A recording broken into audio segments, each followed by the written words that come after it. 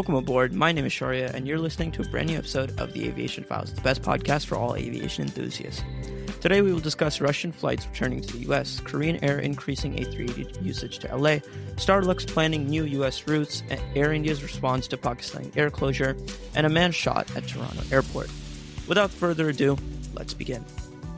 The relationship between Russia and the United States has been fraught with tension in recent years, particularly following Russia's invasion of Ukraine in 2022. One of the many consequences of this geopolitical conflict was the suspension of direct flights between the two countries, which has affected not only business and diplomatic exchanges, but also personal travel for thousands of individuals with ties on both sides. However, recent developments suggest that there may be a shift on the horizon, with talks underway that could see the resumption of Russian flights to the US. One article highlights that discussions about restoring direct air links have gained momentum following meetings between high-profile Russian and American officials. Kirill Dmitriev, the CEO of the Russian Direct Investment Fund, who is under international sanctions, reportedly visited the U.S. for meetings with Steve Witkoff, a Trump-era White House envoy. These talks were not limited to economic collaboration, but also included the possibility of reestablishing direct flights, which both sides see as a significant step towards normalizing relations. The Russian Foreign Ministry has been vocal about its desire to restore diplomatic and economic ties, emphasizing that direct air service is a critical component.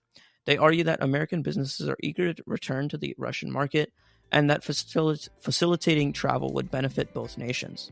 Despite the ongoing war and sanctions imposed by Western countries, some U.S. consular services have remained operational for Russians, though travel has become much more complicated. Currently, Russians traveling to the U.S. must rely on indirect routes, typically connecting via cities like Istanbul, Dubai, or Doha.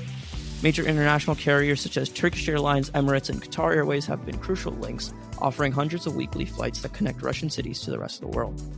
These routes, while functional, are less convenient and often more expensive than direct flights.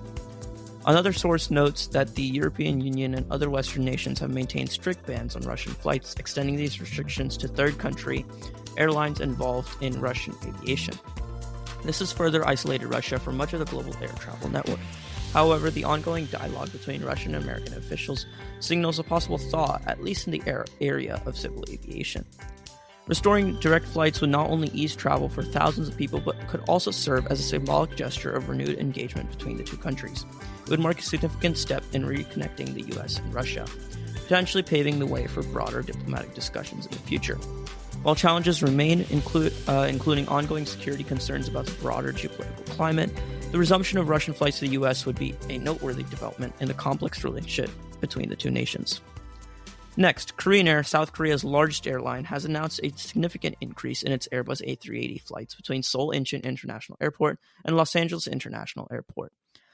This move comes as international travel demand continues to rebound, particularly on trans-Pacific routes connecting Asia and North America. Korean Air's decision to deploy more of its double-decker A380s on this popular route is both a response to growing passenger numbers and a strategic effort to maximize capacity and comfort. The Airbus A380 is renowned for its size and luxury, offering amenities such as spacious cabins, onboard lounges, and advanced entertainment systems. Korean Air's A380s are configured to accommodate over 400 passengers, making them ideal for high-demand routes like Seoul-Los Angeles. By increasing the frequency of A380 services, Korean Air aims to capture a larger share of the lucrative trans-Pacific market, catering to both business and leisure travelers. This expansion is also a testament to the ongoing recovery of the aviation industry, following the disruptions caused by the COVID-19 pandemic. Travel restrictions have eased, and passenger confidence has returned, leading to a surge in bookings on long-haul international flights. Los Angeles, with its large Korean-American community and status as a major gateway to the U.S., is a natural choice for increased capacity. One source notes that that Korean Air's decision is part of a broader trend among global airlines to bring back the A380 on select routes, where demand justifies its use. While some carriers have retired or reduced their A380 fleets, Korean Air sees the aircraft as a valuable asset for high-density markets. The airline's commitment to the A380 also reflects its focus on providing a premium travel experience with features such as first-class suites and advanced in-flight services. Passengers on the Seoul-Los Angeles route can look forward to enhanced comfort and convenience, with more seats available and improved scheduling options. The increased A380 flights are expected to benefit not only travelers, but also the broader travel industry, including tourism, hospitality, and business sectors in both South Korea and the United States. In summary, Korean Air's move to boost A380 flights to Los Angeles signals confidence in the recovery of the international travel market and a commitment to meeting the needs of its customers. It underscores the importance of the Seoul Los Angeles route and highlights the ongoing evolution of airline strategies in a post-pandemic world. Moving on, Starlux Airlines, a relatively new but rapidly growing Taiwanese carrier, has announced ambitious plans to launch a new route to the United States by early 2026. The airline strategy is to expand its international network with a particular focus on North America, which represents a key market for long-haul growth.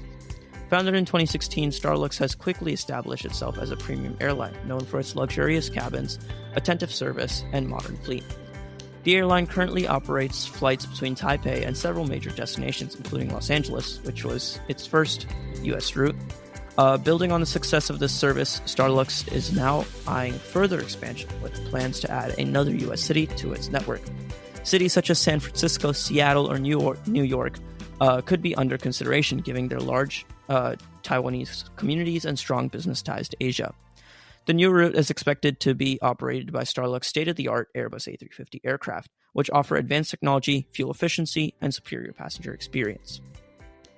Starlux's expansion reflects broader trends in the aviation industry as airlines seek to capitalize on the resurgence of international travel and the growing demand for premium services. The airline's focus on North America is strategic as the U.S. remains one of the most important markets for Taiwanese travelers, both for business and leisure. Direct flights between Taiwan and the U.S. are highly sought after, and Starlux aims to differentiate itself through exceptional service and innovative offerings. Starlux will definitely face competition from established carriers such as China Airlines and EVA Air, both of which operate multiple routes between Taiwan and the U.S.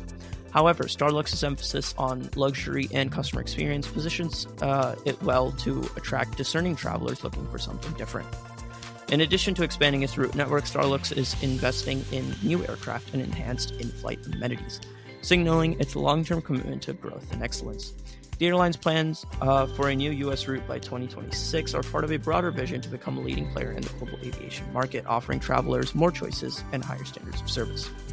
Overall, Starlux Airlines' announcement is an exciting development for trans-Pacific travel, promising increased connectivity, competition, and quality for passengers flying between Taiwan and the United States.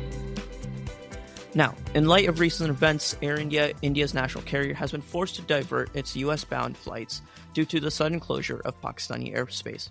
This development has significant implications for both the airline and its passengers, as it results in longer flight times, increased operational costs, and logistical challenges. The closure of Pakistani airspace is linked to heightened tensions in the region following a terrorist attack in the disputed Kashmir region of northern India, a situation that has occurred before but always causes major disruptions when it happens. For Air India, the most immediate impact on it is on its non-stop flights between India and the United States, which typically pass through Pakistani airspace as the most direct route.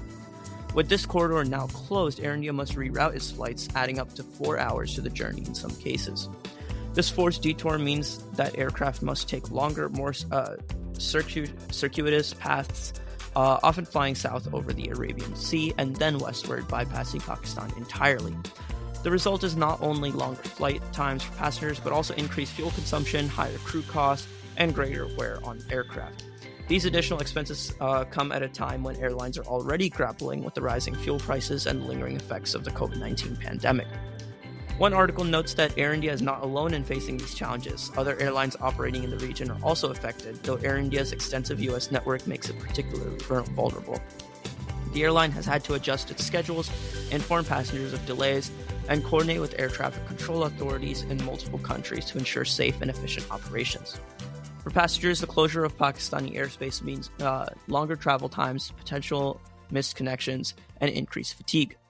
Air India has advised travelers to check the status of their flights and allow for extra time when planning their journeys. The airline is also working to minimize disruptions by optimizing flight paths and coordinating closely with international partners. The situation underscores the complex interplay between geopolitics and aviation, as we saw with the Russia situation, where decisions made for security or political reasons can have far-reaching consequences for airlines and travelers alike. While it is unclear how long the closure will last, Air India and other affected carriers are hoping for a swift resolution that will allow them to resume normal operations. In the meantime, the airline's ability to adapt and maintain service to the U.S. despite these challenges is a testament to its resilience and commitment to its customers. Such disruptions, while inconvenient, are not uncommon in the world of international aviation, where flexibility and contingency planning are essential. Finally, let's discuss a tragic incident that unfolded at Toronto Pearson International Airport when a man was fatally shot by police, sending shockwaves through Canada's busiest airport and raising questions about security and law enforcement protocols. According to the report, police were called to the airport following reports of a disturbance involving a man who was allegedly armed and behaving erratically. Upon arrival, the officers attempted to engage with the individual, but the situation quickly escalated. Despite efforts to de-escalate the confrontation, the man reportedly posed an immediate threat, prompting police to use lethal force. The shooting occurred in a public area of the airport, witnessed by travelers and staff, many of whom were left shaken by the incident. Emergency services respond swiftly, securing the scene and providing medical assistance, but the man was pronounced dead at the scene. No other injuries were reported, and airport operations continued with heightened security measures in place. Authorities have launched a full investigation into the circumstances surrounding the shooting, including a review of body camera footage and witness statements. The Special Investigations Unit, an independent agency that oversees police conduct in Ontario, is leading the inquiry to determine whether the use of force was justified and to ensure transparency and accountability. The incident has sparked a broader conversation about security at major transportation hubs and the challenges faced by law enforcement in responding to potentially dangerous situations.